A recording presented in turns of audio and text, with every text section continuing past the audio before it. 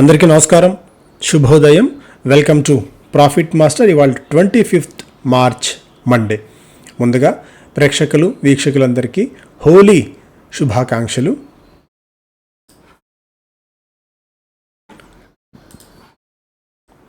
Markets పరంగా చూస్తే ఇవాళ మనకి హోలీ సందర్భంగా మన మార్కెట్స్ సెలవు తీసుకున్నాయి. కేవలం 3 రోజుల ట్రేడింగ్ వీక్ ఉంది. శుక్రవారం రోజు మళ్ళీ మనకి గుడ్ ఫ్రైడే సందర్భంగా సెలవు ఉంది. సో ఒక ట్రంకేటెడ్ వీక్లో మనం ఉన్నాం. పెద్దగా ట్రేడింగ్ యాక్టివిటీ ఉండకపోవచ్చు. ట్రేడర్స్ కొద్దిగా తమ పొజిషన్స్ని జాగ్రత్తగా చూసుకోవడం మంచిది. నికాయ్, కాస్పీ, షాంఘై అన్నీ కొద్దిగా బలహీనంగా ట్రేడ్ అవుతున్నాయి. 0.5% నుంచి 1% మేర. హాంకాంగ్ మార్కెట్స్లో కూడా కొద్దిగా అప్ సైడ్ అయితే మనం చూస్తున్నాం. లాస్ట్ ట్రేడింగ్ సెషన్ రోజున యుఎస్ మార్కెట్స్లో నాస్డాక్ లాభాల్లో ముగియగా S&P 500 అండ్ డౌ జోన్స్ రెండు నష్టాలతో ముగిశాయి.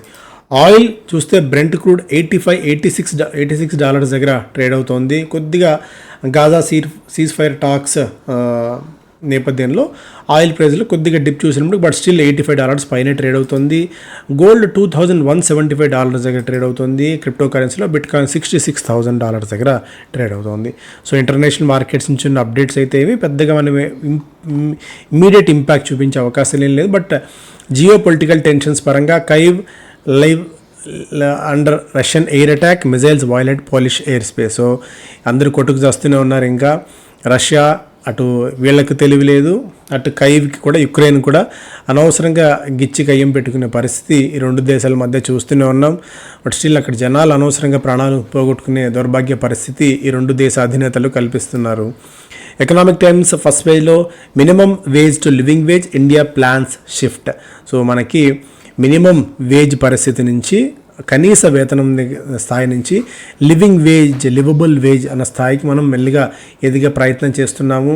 దీన్ని మన బిజినెస్ యాంగిల్లో ఎలా చూడాలి అంటే లివబుల్ వేజ్, మినిమం వేజ్ నుంచి లివబుల్ వేజ్కి అంటే సంతృప్తికర జీవిత స్థాయిని గడిపే స్థాయికి మనం ఎదిగితే కన్జంప్షన్ అంటే జీతాలు పెరుగుతాయి, మార్జిన్స్ కంపెనీస్ మీద ఇంపాక్ట్ ఉంటుంది. ఎందుకంటే మెరుగైన జీతాలు ఇవ్వాల్సి ఉంటుంది కాబట్టి అదే పరోక్షంగా ఆ డబ్బులంతా మళ్ళీ ఎకానమీలోకి వస్తుంది. కన్జంప్షన్ థీమ్స్ పెరుగుతాయి, కన్జంప్షన్ ప్యాటర్న్స్ పెరుగుతాయి.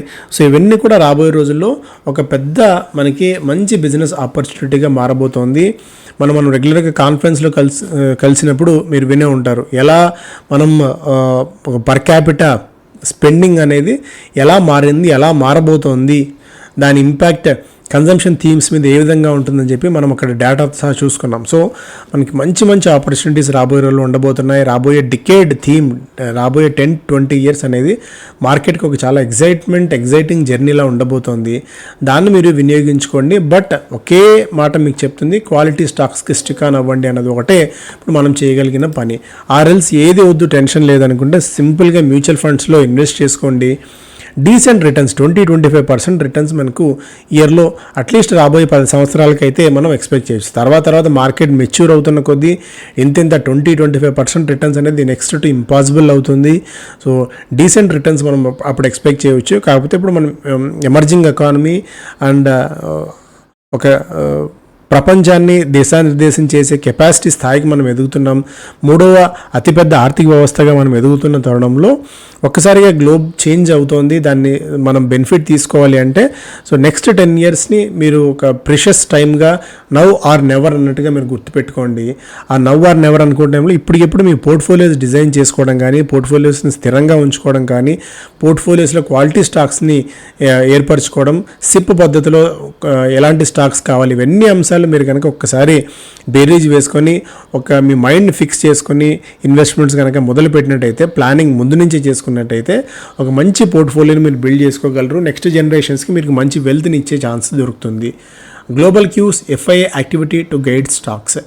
సో గ్లోబల్ క్యూస్ పరంగా మనకి యుఎస్ మార్కెట్స్ నుంచి ఒక పాజిటివ్ సంకేతాలు అయితే వచ్చాయి. ప్రస్తుతానికి వడ్డీ రేట్ల తగ్గింపుకు సంబంధించి ఎలాంటి ప్రకటన రాకపోయినప్పటికీ ఈ ఏడాదిలో 3 సార్లు వడ్డీ రేట్లు తగ్గిస్తామని చెప్పి ఏదైతే ఫెడరల్ రిజర్వ్ గతంలో చెప్పిందో దానికి వాళ్ళు స్టిక్ ఆన్ అయ్యి ఉన్నారు. ప్రస్తుతానికి ఒక డోవిష్ స్టాన్స్తో యుఎస్ ఫెడ్ ఉంది కాబట్టి ఓకే, అది మనకు నెగిటివ్ కాకపోయినా పాజిటివ్ కాకపోయినా నెగిటివ్ అయితే కాదు as of now. And monthly derivatives expiry కూడా ఉంది. ఇవి హాలిడేస్ మూడ్లో మనం ఉన్నాము, సో కొద్దిగా అప్రమత్తంగా ఉండాల్సిన పరిస్థితి. బట్ ఎఫ్ఐఐ యాక్టివిటీ మాత్రం చాలా స్ట్రాంగ్గానే ఉంది.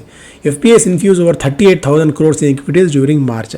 సో మార్చ్లో ఇప్పటివరకు దాదాపు 38,000 కోట్ల రూపాయల నిధులను ఫారిన్ పోర్ట్ఫోలియో ఇన్వెస్టర్స్ మన మార్కెట్స్లోకి పంప్ అయితే చేశారు amid strong domestic economic outlook. So ఇక ఆల్రెడీ ఎలక్షన్ మోడ్లోకి మనం అంతా ఎంటర్ అయిపోయాము.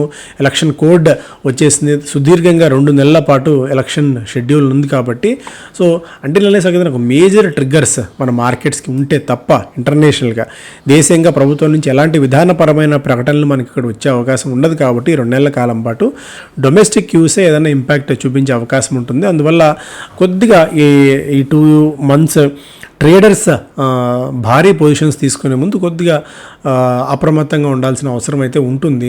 వేదాంత touts $6 billion investment pipeline as growth driver. అమ్మకు తిండి పెట్టలేనుడు పిన్నమ్మకు బంగారు గాజులు చేయిస్తాడనేది ఒక సామెత. ఉన్న అప్పులు తీర్చుకోలేని స్థితిలో ఉన్న వేదాంత $6 billion ఇన్వెస్ట్మెంట్, దాదాపు 50-60 కోట్ల రూపాయలు పెట్టుబడులు పెడతా అని చెప్తోంది. Aluminium, zinc, iron ore, steel, oil and gas ఇలా రకరకాల వ్యాపారాల్లో డబ్బులు పెట్టుబడులు పెడతామని చెప్తోంది. సో వీటిని ఏ విధంగా నమ్మాలో అయితే తెలియని పరిస్థితి. HSBC suggest top mid cap picks, deeper drop unlikely. So HSBC కొన్ని స్టాక్స్ని రికమెండ్ చేస్తూ కనిష్టంగా 9%, గరిష్టంగా 55% లాభాలు ఇచ్చే అవకాశం ఉన్న పొటెన్షియల్ స్టాక్స్ని వీడు ఐడెంటిఫై చేసి మన కోసం ఇచ్చారు. మిడ్ క్యాప్ స్టాక్స్ ఇవి.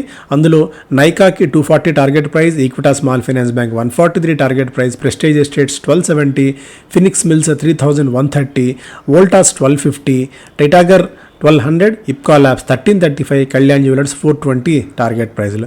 ఇందులో గరిష్టంగా మనకి 20% అబోవ్ ఫినిక్స్ మిల్స్ ఉంది. Equitas Small Finance Bank 54%, Nykaa 47%, Titagarh 35% వరకు లాభాలు ఇచ్చే అవకాశం ఉంది. ఇక్కడ నుంచి భారీ పతనం వీటిలో ఉండకపోవచ్చు అనేది హెచ్ఎస్బిసి చెప్తున్న మాట. అండ్ లార్జ్ క్యాప్ స్టాక్స్లో అప్సైడ్ పొటెన్షియల్ ఉన్న స్టాక్స్ని ఈటీ ప్రైమ్లో ఇవ్వడం జరిగింది. అందులో కొన్ని stocks Chola 53%, prestige estates 53%, Bharat electronics 33%, JSW infra, Narayana Hrudayalaya. So వివిధ రంగాల నుంచి వివిధ సెగ్మెంట్ల నుంచి తీసుకుని ఇచ్చిన స్టాక్స్ ఇవి. సో మంచి పోర్ట్ఫోలియో బిల్డప్ ఇది. నెట్ మార్జిన్స్ పరంగా, రిటర్న్ ఆన్ ఈక్విటీ పరంగా కూడా పొటెన్షియల్ అప్సైడ్ ఉన్న స్టాక్స్ జాబితా ఇది.